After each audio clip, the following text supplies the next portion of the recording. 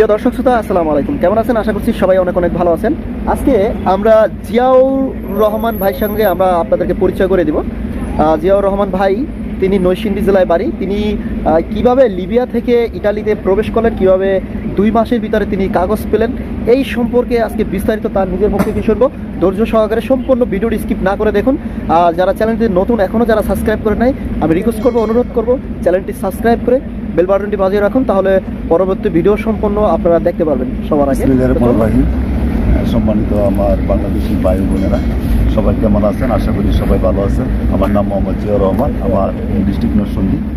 বর্তমানে Italy Venice শহরে আছি। আমি ইটালিতে আসছি আপনার লিবিয়া দিয়া। তো লিবিয়া দিয়ে আসা অনেক কষ্ট। লিবিয়া থেকে আমি আসছি ইটালিতে। লিবিয়া দিয়ে আসা মানে অনেক কষ্ট। আপনার ডাঙ্কি দিয়ে আসতে হয়, তারপরে আপনার এই ক্যাম্পে রাখে, ক্যাম্পে অনেক দিন রাখে। আলহামদুলিল্লাহ আমি ক্যাম্পে আসা ইনশাল্লাহ 1 মাসের ভিতরে আমার সম্পূর্ণ হলো সৌজন্য কাগজপত্র আমি নিয়ে আসছি। ব্যাংক কার্ড, অন্যান্য পেপার যা লাগে সবাই বানাইছি ইনশাল্লাহ। জিয়াউর ভাই, আপনার কাছে আমার প্রশ্ন যে আপনি যে এই লিবিয়াতে আসলেন, আপনার একবারে বাংলাদেশ থেকে শুরু করে আপনি ইটালি পৌঁছানো পর্যন্ত আপনার টোটালে কত টাকা খরচা হয়েছে? 13,50,000 টাকা গেছে।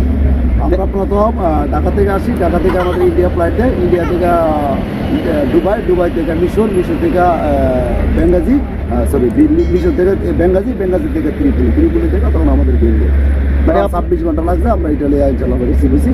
তখন আমাদের ক্যাম্পে নিয়ে আসে। ক্যাম্পে আমাদের তাৎক্ষণিক যে চিকিৎসা ওইগুলো করে, তারপর আমাদের একটা অস্থায়ী ক্যাম্পে রাখে।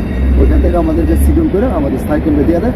ওইখানে আল্লাহর রহমতে 12 দিন আমি কাগজপত্র পাইছি ইনশাল্লাহ। হলুদ সৌজন্য এবং ব্যাংকটা কুদ্দুসি পেপার এবং টোটালি আমার যত ইটালি বৈধ থাকার মতো টোটালি কাগজপত্র ইনশাল্লাহ আমার কাছে আছে। এই যে আমার কাছে সম্পূর্ণ কাগজপত্র আছে ইনশাল্লাহ। আমি এখন ইটালিতে বৈধ। আচ্ছা, আপনার কাছে আমার দর্শকদের উদ্দেশ্যে জানতে চাই যে এই যে অবৈধ পথে আসাটা আপনারা কতটুকু, মানে এটা কতটুকু গ্রহণযোগ্য আর কি? আমাদের পাড়াপড়শি যারা আছে, আমাদের কাজিন যারা আছে, আমি তাদেরকে বিশেষভাবে অনুরোধ করবো এই লাইনটাতে না আসার জন্য। কারণ এই লাইনটাতে যারা লিবিয়া দিয়ে আসতেছে, পানির পথে আসতেছে, এটা মানে মৃত্যু নিশ্চিত। এটা বাঁচার মতো কোনো উপায় নেই। তারপর অনেকে ভালো নসিব, ভালো আল্লাহ আছে, মানুষের নিয়ে আইতেছে। আমি বলবো না আসার জন্য, আবার নাও করবো না। কারণ আমি যদি এখন বলি যে আপনারা আসেন না, তখন আমার কাছে মানুষের প্রশ্ন করে, ভাই আমরা আমো না, তা আপনি কীভাবে গেছেন? দেখেন, আমরা যে সময় আছি আল্লাহর একটা রহমত ছিল, আসছি। অনেকে তো ওই যে আপনি বুটগুলো ডুবা যায়, অনেকে মাফিয়ারা দুটা নিয়ে যায়, অনেক টাকা পয়সা লাগে। কারণ আমি তো টোটালি আমার ইটালিতে আসার সম্পূর্ণ কাগজপত্র করাতে আমার 13,50,000 টাকা খরচ হয়েছে। আমি ইনশাল্লাহ ইটালিতে বর্তমানে বৈধ আছি ইনশাল্লাহ। কাজ হয়ে গেলে আমার কাজের যত কাগজপত্র আছে, মেন ডকুমেন্ট। ইটালিতে আপনার কাজ কোনো ব্যাপার না, আপনার মূলত হয়েছে আপনার ডকুমেন্ট থাকতে হবে ইটালিতে। ইটালিতে বর্তমানে যে আইন কানুন করছে, বা রাস্তা থেকে বাইরে পুলিশের বেরা নিয়ে যায়, আপনার কাগজ চাই, আপনার ডকুমেন্ট চাই, আপনি দিতে পারেন। আপনার নতুন লোক কীভাবে কী করবেন আপনি মানে বুঝে উঠতে পারবেন না। আমি সবার কাছে আমার অনুরোধ, আমার ভাইয়ের চ্যানেলটা সবাই সাপোর্ট করে দিবেন, চ্যানেলটা সাপোর্ট করবেন, আমার ভাইয়েরা সবাই সাপোর্ট করবেন এই চ্যানেলটা। আর আমি সত্য কথাই বলতেছি, যারা আমার কাজিন আছেন বা বাংলাদেশে যত ভাই আছেন, আপনারা যদি ইটালিতে আসেন, আপনারা এখন বর্তমানে বিভিন্ন ধরনের ভিসা আছে, বিভিন্ন ধরনের পঞ্চার আছে, আপনারা আসতে পারেন। কিন্তু ওই লাইনটা আপনারা বাচ্চা নেন না। ওই লাইনটা অনেক কঠিন, অনেক কষ্ট। এবার আপনার দেখা গেছে কি 7 দিনে 6 দিনে আপনি খাইতে পারবেন না। আপনার যে পাস্তা পুস্তা এগুলো বাঙালি খাবার, এগুলো খাইতে পারবেন না, থাকতে পারবেন। তারপরে আমরা এগুলো মানায় নিছি ইনশাল্লাহ। ভালো আছে আপনাদের দোয়া, কাজ কাম এখন হয় না, ইনশাল্লাহ হয়ে যাবো। আপনারা সবাই আমাদের জন্য দোয়া করবেন। যেহেতু আমরা চলে আসছি, আমাদের জন্য আপনারা দোয়া করবেন। আমার একটা বিশেষ অনুরোধ আপনাদের কাছে, যে আপনারা ইটালিতে বর্তমানে আপনার বিভিন্ন সিস্টেমের ভিসা আছে। কারণ আমরা তো আমার বাংলাদেশে ছিলাম, বুঝতাম না।